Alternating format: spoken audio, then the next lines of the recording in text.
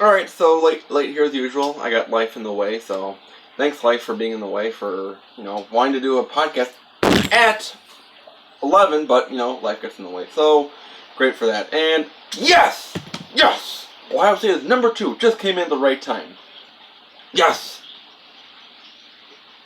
Oh, what are you... Can you quantify how much you're... Ohio State won the national championship in 2014. And I would say much like Clemson in their close game against North Carolina, they were a different team after that. After last night's Ohio State doesn't deserve to be number 1. I mean, first time Ohio State we'll talk about that in a second here. Give me and to come out in the second half and do what they did, they will be a much throw better something, football team. throw anger. They faced it, came back from it, and proved that they deserve to be in this playoff. I can't wait to see this Buckeye team now having gone through something. Okay, threw a ball, so that helps. They will be better than they were. So yeah, what I love about this matchup, LSU is number 1 then, rightfully so. They met out in Phoenix. It was a blowout. It could have been a lot worse with Deshaun Watson. That's a motivating factor for Ohio State. And in that locker room, where you saw Shadow 4 Oklahoma, that was right. Number 3 Clemson, number 1 2 Ohio State, number 1 LSU. They meet up with each other. Everybody's slided except for LSU. Everybody feels like they're going to have great motivation. So yeah, so that's a pretty good rankings right there. Number 1 in geographical disadvantage in any way that is. We'll get that officially in a minute. The Ohio State Clemson, that is going to be the Fiesta Bowl. And LSU, the Bayou Bengals, making it into the playoff for the first time. Go Bengals. They are number 1. Tigers go. Go. GEAUX go Tigers. 3 times we've had a national championship game in New Orleans. LSU has been there. LSU and Oklahoma have some postseason history. So, and now, Jalen Hurts. yeah, interesting. On that for you. Go first. Well, you can get your note. Not really interesting, to be honest. Think about LSU. And it was really between 1 and 2. And just I like the offense controversy of this year. They've been crazy fans for a long time. Like, LSU fans are nuts. We go there every single year. Now they're losing their mind because they got a legitimate chance to win a national title. It's been fun to watch them grow throughout the season, and I don't think anybody up there is going to say there's a defense. For everyone watching this or watching the replay, I love their attitude. So I made some notes finally. If you know my show, then you know that no one watches, and you're really missing out. Because I have 0 subs, and I get it that this channel kind of sucks, but I finally made notes, so maybe it'll be a better video. But, I get no support anyways, so cheers to 111 subs that don't watch. Anyways, so recapping the weekend, because it was conference championship weekend, which included Friday, which was the Pac-12 game. And that's the only time that they get highlighted. Otherwise, they always get overlooked. Coming into the game, Utah was number 5. They had a chance to get above. It would have been chaos if they would have won. If I talked about it a little bit. Give me a second here.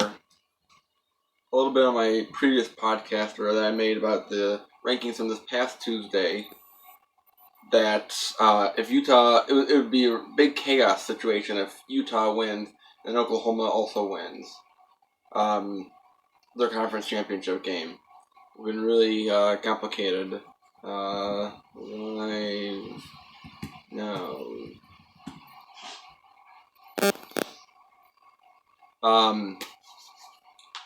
they blew it, and they blew it. It was bad. I don't remember the half score. It was, Oregon just came out playing the ball better than Utah was, and kind of sucks that Oregon had lost. Who did they lose to? I think it was Arizona State that they lost to. And then they, were kind of out of they would have been in the playoff talk because I had originally said when the first rankings came out, I thought that Oregon was going to surprise everyone and get into the playoffs. But I did predict right, at least, that Bama would not be in the playoff talk. Just wanted to see. So Utah lost 37-15. They only scored in the third quarter, and that was it. The whole game. They scored 15 in the third, and that was it. So that was pretty pitiful. Yeah, if Oregon would have won against Arizona State, and then they would have been number 5. Then with Justin Herbert leading the group, the team. Then they would have had to play Utah. Then still being the South champion for the division. Then it would have Oregon would have then had the shot to get to the playoffs. Would have been really tough. Because I'm looking at Oklahoma. I mean, Oklahoma, they had one loss to Kansas State. Who did? Other than Arizona State, who did they lose? I think it was USC. I want to say no. Oh, they lost. Oregon lost to Auburn at the beginning of the year, so it's easier. So Oregon would have gone in instead of Oklahoma because that one loss at the beginning of the year instead of middle of the year. It's kind of easier to come back from a first loss. Just checking the Wi-Fi is unstable, of course, down here. I got a new Wi-Fi system, but it's still garbage, so I had to get a new one when I'm at work. Where am I going with? So yeah, if Oregon, this is big what if now. I mean, everything's set in stone now, but the big what if you could say is what if Oregon had won the Pac-12, then they would have gotten in over Oklahoma because Oklahoma lost to a non-ranked team, Kansas State, in the middle of the season, and that's kind of hard to come back from. Trust me, I've been playing NCAA Football 14 for the last 5 years, kind of, and that's the old BCS ranking system, and it is tough to come back. I mean, granted, I was usually Hawaii anyways for my coaching. I was coaching the University of Hawaii Rainbow Warriors. Excuse me. And it was tough to, if you lose in the middle of the season, then you can still, win your last 4 games or 3 games, but it's tough to come back from.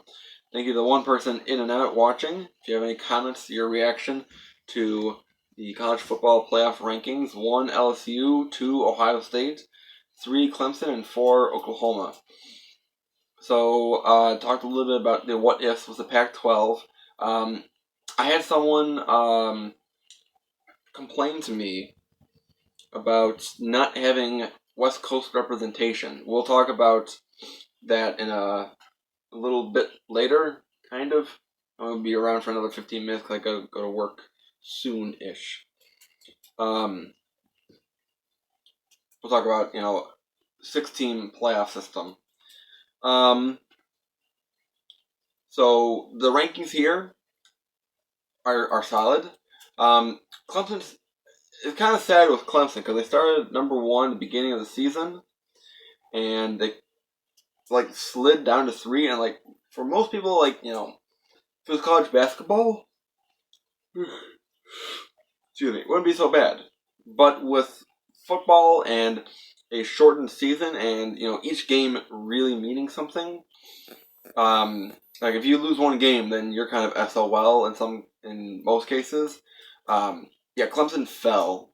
It seemed like a lot from 1 at the preseason to 3 at the final rankings here, going into the playoffs.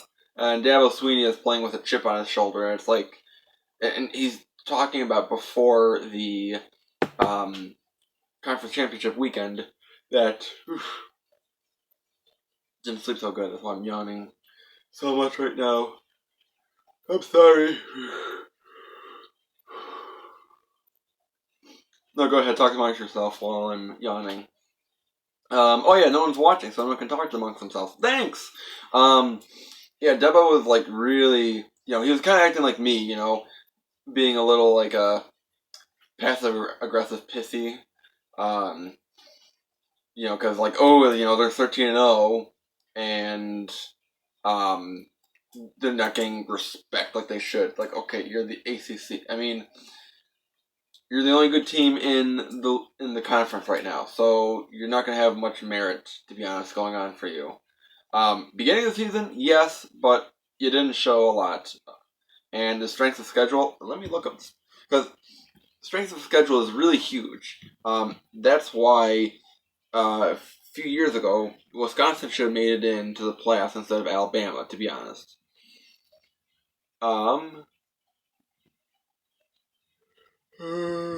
College football 2019.